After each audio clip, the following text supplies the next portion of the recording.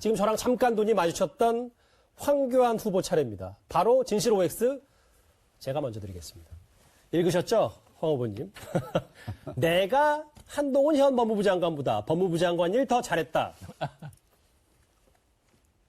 X입니다. X. 바로 그 이유를 여쭤보겠습니다.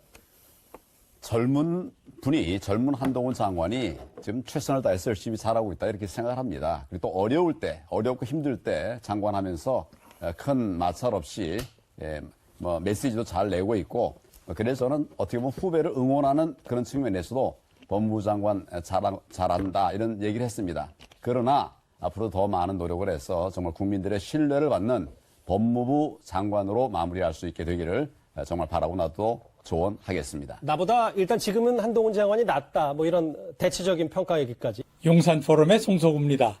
작년이죠. 2023년 2월 국민의힘 전당대회 당대표 후보 TV토론 장면이었습니다.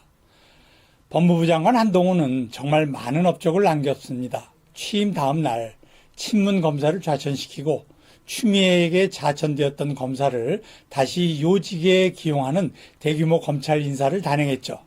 동시에 서울 남부지방검찰청 증권범죄합동수사단을 부활시켰고 관광산업 활성화를 위한 비자 발급을 재개했습니다. 또한 법무부 교정직 공무원의 처우를 개선하고 겨울에 방한복도 지급했습니다. 통상협력을 구축하기 위한 유엔본부, 미 법무부, FBI를 방문했죠. 그리고 인구절벽 위기에 대응하기 위해 법무부 외청인 이민청을 신설하고 검수완박을 무력화하기 위해 하위 시행령을 변경했습니다. 뭐 이런 일들은 비록 개별적으로는 크게 중요하지 않은 업무에 속하나 법무장관으로서 등한히 할 수 없는 일입니다. 작은 일도 제대로 처리하지 못하는 사람이 무슨 큰 일을 할 수 있겠습니까? 사실은 그 무엇보다도 저질 민주당 의원들의 질문에 대해 재치 있는 답변을 해서 민주당 의원들이 나쁘기만 한 것이 아니라 멍청하다는 사실을 만천하에 드러내어 국민을 통쾌하게 만든 공이 가장 컸죠. 국민이 윤석열을 대통령으로 선택한 이유는 간단합니다. 문재인과 이재명, 김명수를 잡아넣어라. 그래서 한동훈을 수원지검이나 중앙지검장으로 발탁할 것이라고 예상했었죠. 그러나 윤석열 대통령은 한동훈 법무부 장관이라는 파격적인 인사를 단행했습니다. 이건 뭐 거의 파천왕적이죠. 모두가 열광했고 한 장관이 드디어 문재인과 이재명을 잡아 넣을 것이라고 기대했습니다. 그렇기에 전 국민이 그의 한마디 한마디에 관심을 가지고 문재인, 이재명이 구속될 날만 기다렸습니다. 그렇게 한 달이 가고 반년이 가고 해가 바뀌었지만 한동훈은 지능지수가 떨어지는 민주당 의원을 상대로 말장난만 했습니다. 속절없이 세월이 가던 중 아무 역할이 없는 김기현이 당대표직을 사퇴했습니다. 황교안 대표는 한동훈이 당장 정치를 하기보다는 지금 잘하고 있는 법무부 장관을 지속하기를 기대했으나 한동훈은 높은 지지율에 현혹해서 국민의힘 비대위원장 자리를 수락하며 법무부 장관직을 내던지고 말았습니다. 결국 한동훈은 1년 반 정도 법무부 장관을 하며 소소한 일 몇 가지 처리한 것 말고는 별 소득 없이 끝나고 말았습니다. 황교안 법무부 장관은 출발부터 달랐습니다. 박근혜 대통령과 전혀 일면식도 없는 그런 인물이 갑자기 법무부 장관으로 발탁된 것부터 그랬습니다.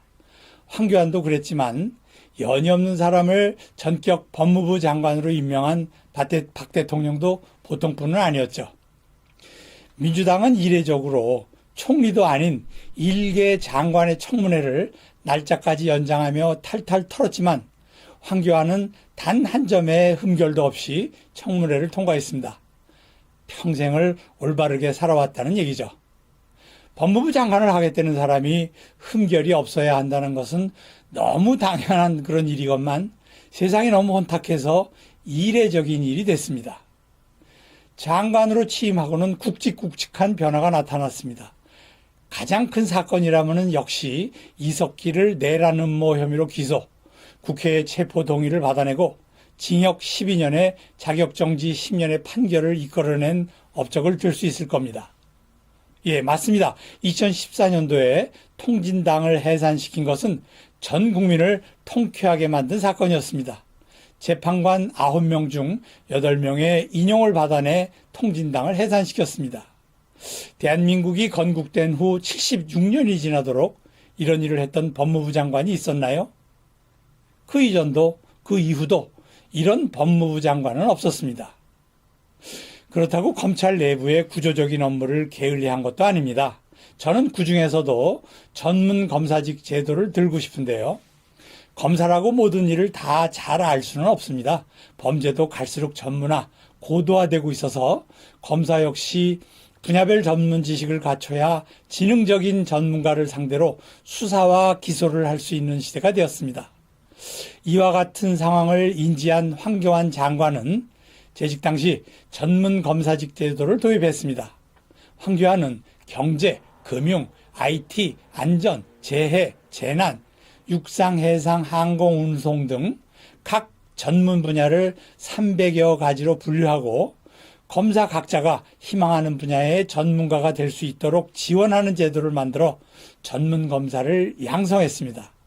이 제도가 밑바탕이 되어 오늘날의 대한민국 검찰은 세계 어느 나라에 견주어도 뒤지지 않을 우수한 인재들이 모인 곳으로 자리 잡았습니다. 무엇보다도 박근혜 정부는 개혁 정부였습니다. 문재인이 집권하면서 그 많은 개혁을 되돌려놓고 말았지만 박 대통령 재임 기간 중 4,000건이 훨씬 넘는 국정개혁을 단행했습니다. 황교안 역시 법무부 장관으로서 수많은 개혁 과정에 함께했습니다. 그럼에도 황교안은 자신보다 한동훈이 낫다고 평가하며 그가 더 많은 업적을 이루어야 대한민국이 발전한다고 생각했습니다. 그야말로 겸양까지 갖춘 사람입니다. 대한민국은 이처럼 지혜롭고 올바르며 남을 배려하면서도 겸손할 줄 알고 굳센 의지를 갖춘 현명한 사람이 더 큰 역할을 해야 합니다. 그것이 지금의 이 혼란을 잠재우고 초인류 정상국가로 가는 길일 것입니다. 감사합니다.